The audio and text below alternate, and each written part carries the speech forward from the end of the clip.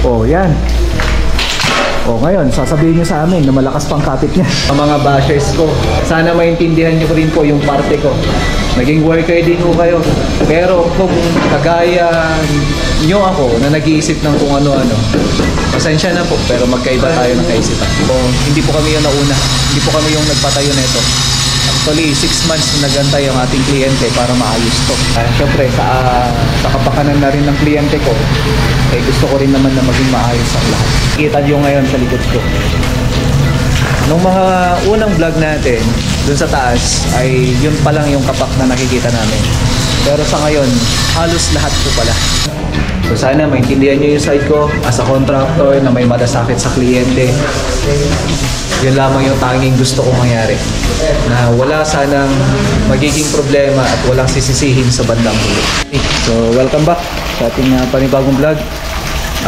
Episode, hindi ko alam kung ilan na. At ito nga po, nandito tayo ulit sa Benguet project natin. At ito na, yung isa sa pinakamabigat na pangyayari dito. Nung saan akala ko tapos na yung pagbabaklas natin. Akala ko okay na yun pagka nasa taas na tayo na kumbaga tinanggal na natin, pero isa pa pala to sa step pa lang na nauna dun sa taas. Dito sa baba meron pa pala at meron din sa third floor. So halos lahat pala mga kamusta na. So matrabaho, pero ito na nga po, kailangan nating harapin kung ano yung katotohanan kung saan dito na tayo mga kamusta na. So isang bagay na nakakalungkot, hindi lamang para sa akin kundi sa ating kliyente. So may mga nagsasabi kasi na sabi nila pinapalaki ko daw yung trabaho. So kung nandito lang po kayo sa location kung saan yung project natin, eh mauunawaan nyo kung ano yung talaga yung pangyayari at in the first place. Ano nga ba yung unang concern ng client natin dito? Hindi lamang sa design at saka mga gagawin dito na finishing work. Hindi lamang sa pintura, kundi ang pinakamalaking problema dito ay yung nakikita nyo ngayon sa likod ko. Nung mga unang vlog natin, dun sa taas, ay yun pa lang yung kapak na nakikita namin. Pero sa ngayon, halos lahat po pala. Tingnan nyo to. Nakakalungkot, no? Ito buo yan, no? Kapak yan, no? Ito, halos lahat din. Kaya kung titingnan nyo to, ayan, no? Oh, yan. Kapak talaga. Walang kapit. Kasi nga, tingnan nyo, napaka lambot nung kanyang pinalitadahan o kaya napalitadahan. So, sabi ko nga, nakakalungkot dahil hindi lamang sa akin na hinahabol ko rin yung time na gusto ko rin matapos sana to. Yun nga lang, mas lalong dumadami yung mga kapak na kung saan kailangan namin i-repair, kailangan namin ayusin. So, hindi naman namin pwedeng i-finish kasi to na walang na hindi sigurado na ayos yung wall natin. Kasi isa sa mga bagay na inaalagaan natin dito ay yung kumbaga bago tayo mag-finish eh maayos lahat. Kagaya nito, hindi nyo ba alam na napakalaking trabaho na ito para sa amin, no? So yung mga nagsasabi nga, sabi nila ang akala nila kami po yung nagpalitada, kami yung gumawa ng building na to. Pero hindi ko naman po sinisiraan yung gumagawa dito o yung gumawa dito. Pero hindi po kami yung nauna, hindi po kami yung nagpatayo nito. Actually, 6 months na nagantay ang ating kliyente para maayos to. At ngayon nga po, nandito na ho kami, ayan na, bumungad na sa amin. Kaya nga nagtataka ako nun, unang araw na pumunta ako dito, hawak-hawak nung aking kliyente. Kung kailangan ko nga na sana ipakita sa inyo, hawak-hawak niya, martilyo ko yan. Para ipakita niya sa akin na merong kapak at maraming kapak talaga na kailangan i-repair. Pero ito yung naging solusyon ko dito. Itong mabigat na problema na to na kung saan pinapaharap din ng kliyente ko kasi syempre gagastos siya ng malaki. Gagastos siya ng para dun sa may kung ano pa yung kailangan i-repair. So sabi ko nga, akala ko tapos na yung mga ilang araw na wala ako dito. Pero habang kami ay gumagawa dito sa baba na, dumadami na dumadami o kaya naman lumalabas yung talagang kapak talaga halos lahat. So ayan, wala tayong ibang option kundi ayusin to bago tayo mag-finish. At syempre sa kapakanan na rin ng kliyente ko, eh gusto ko rin naman na maging maayos ang lahat. Kaya kung napapansin nyo to, ang tanging solusyon ko dito, hindi na namin kailangan palitadahan. Ang kailangan lang talaga namin palitadahan, ito talaga. Yan, buo na yan. Pero itong mga columns natin, hindi na. Tingnan natin dun sa taas, no? Yan. Ito pinapagrind ko to kasi nagbaback to zero talaga ako pagka nagre-repaint kami. Pero pagdating pa lang dito, ayan o, napapansin nyo to. Ito akala ko din okay din kasi may mga portion lang to nakapak. Ayan, may mga portion to nakapak, pero yun nga lang kasi pag tinatanggal mo kasi yung kapak niyan mga kabastan, yung konting kapit na kumakapit sa biga natin talagang natutuklap na siya. Yan. So may paraan naman kami dyan para kahit hindi na palitadahan, medyo maalikabok nga lang, pero may paraan na mas mainam na hindi na ako sakit sa ulo. So ayan, tanggal na yung mga pintura dito. Ito talaga yung unang ginawa natin dito. Yan, kita nyo sa loob mamaya, tingnan natin ha. Ito, hanggang sa third floor, sabi ko nga. Ayan o, pataas na ng third floor po yan. Yung biga na yan, kita nyo. Tapos tong column nya, halos tanggal lahat. Kapak talaga lahat. Oh. Tapos, sasabihin nyo sa amin na pinapalaki namin yung trabaho. Iniingatan lang ko namin yung kliyente namin. Dito, tingnan nyo to. Oh, kapak lahat yan. Hanggang dito. Ayan o. Pakita mo nga Jojo kung gaano kahina yung kapit. Tingnan mo. Oh, yan o.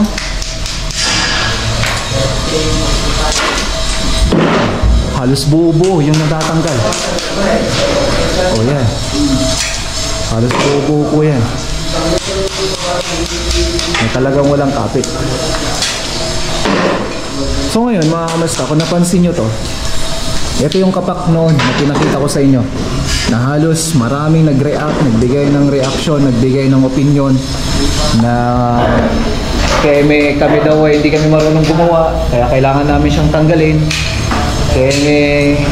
Ayan kailangan naman daw, malakas naman daw yung kapit. Hindi nyo alam, wala kayo nung araw na yun na tinignan namin to. Kung alam nyo lang yung tunog niya talaga, yung kumbaga walang laman talaga. Kumbaga kapit niya wala talaga. So papanatalihin mo ba na gano'n? Nakakapanginit ng ulo pagka gano'n eh. So ngayon, habang kami pataas ng pataas yung tinitingnan namin, chinecheck namin kasi magkikisame na ho kami dito. Actually, dapat nagkisame na kami. First week pa lang sana nagkisame na kami. Actually, natapos na namin yung isang room. Pero dito, imbes sana na magkikisame kami, tingnan nyo to ha. Sige nga Jojo. Oh, yan. Oh, ngayon, sasabihin nyo sa amin na malakas pang kapit niya. Oh, di ba? Walang kapit yan. Paano kung yun yung, etong bagay na to?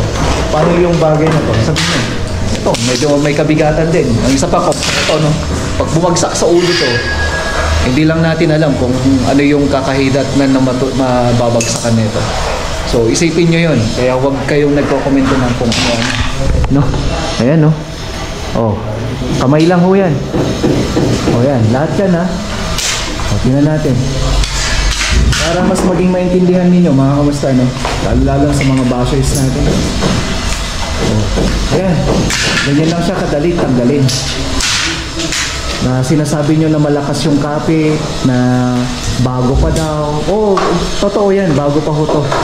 Pero yun nga lang, lahat po yan ay kapak po talaga. Ayan, no? Oh. Loko na. Isipin natin yan kung yan ang babagsak sa ulo natin. Masasabi pa kaya natin na safe po yan? Yan ang sinasabi ko. So, isipin natin maigi, no, mga kamusta, no? Na ito nga, akala ko nga okay na lahat, pero hindi pa po pala. So, ano nga ba yung nagiging solusyon namin ngayon? Ito, balik tayo dito. Pinakita ko sa inyo kanina to.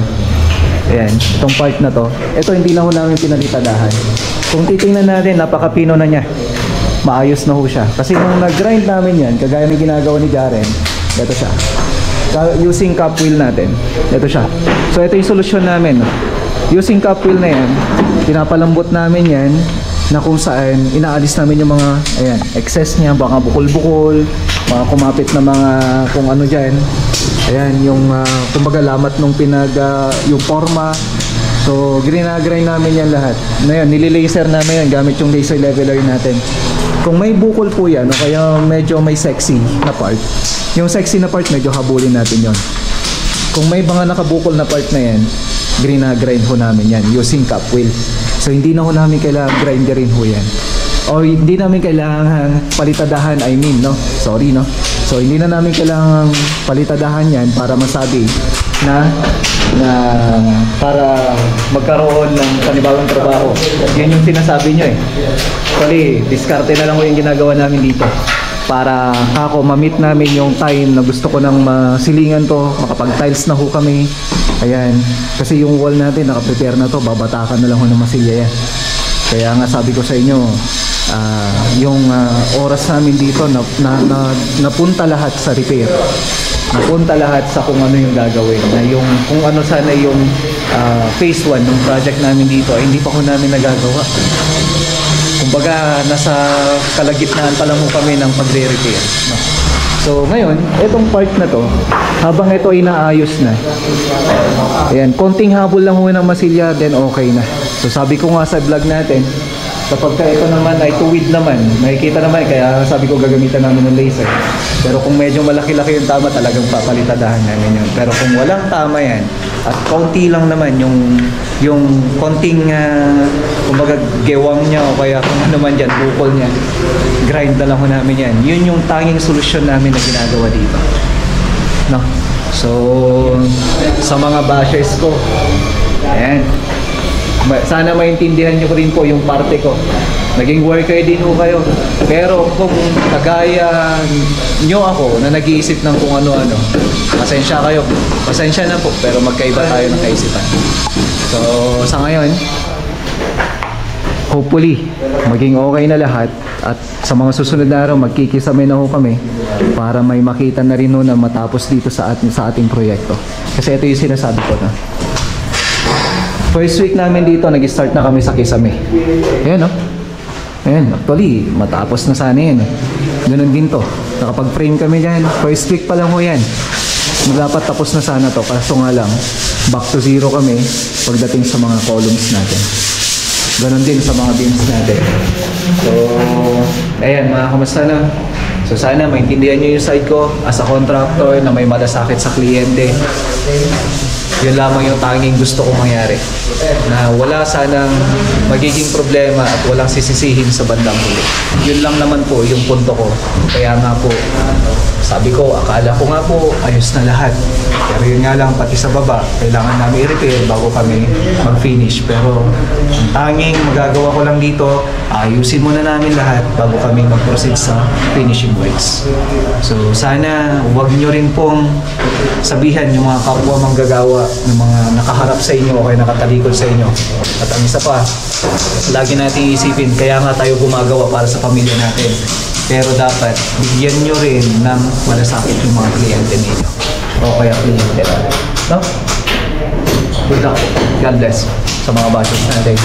Saka sa patuloy na sumusuporta sa atin, maraming salamat po. God bless po.